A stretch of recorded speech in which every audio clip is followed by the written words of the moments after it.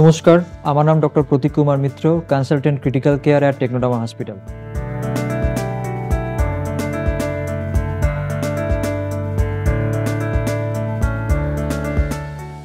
আমরা প্রায় দেখতে পাই, আমরা যে পেশেন্টদেরকে আইসিইউতে দেখতে পাই, তারা কিন্তু কিছু কিছু ক্ষেত্রে দেখি যে পেশেন্টরা না ঠিক সময়ে হসপিটালে আসেন না।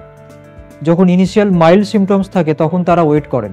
এই যে মাইনর সিমটমস থাকলে ডিলে করা, না আর একটু দেখে নিই, ঠিক আছে জ্বর আসছে একটু প্যারাসিটামল খাই, ঠিক আছে একটু কোনো ফার্মাসি থেকে কোনো মেডিসিন নিয়ে খাই, এটা কিন্তু অনেক সময়তেই কিন্তু আপনাদের জন্য বিপজ্জনক হয়ে যেতে পারে, যেটা আমরা আমাদের ডে টু ডে আইসিইউ লাইফে প্রতি মুহূর্তে ফেস করছি।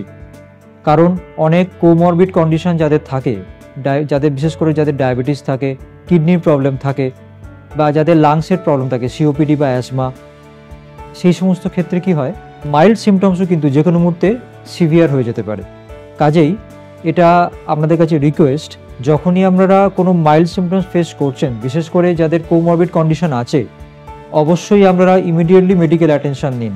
কারণ যে কোনো সিমটমস কিন্তু প্রথমেই সিভিয়ার হয় না, আনলেস কোনো এমার্জেন্সি কোনো মেডিকেল কন্ডিশন ছাড়া, বা যেখানে কোনো সাডেন স্ট্রোক বা কার্ডিয়াক অ্যাটাক হয়ে যাচ্ছে, সেটা বাদ দিলে যে কোনো সিমটমস কিন্তু ইনিশিয়ালি মাইল্ড ফর্ম দিয়েই শুরু হয়। তো কাজেই আপনারা যদি মাইল্ড ফর্ম থাকতে থাকতে যদি মেডিকেল অ্যাটেনশন নেন, ডক্টরের কাছে পৌঁছে যান, তাহলে হয়তো কোনো বৃহত্তর কমপ্লিকেশন থেকে আমরা হয়তো আপনাদেরকে বাঁচিয়ে রাখতে পারবেন।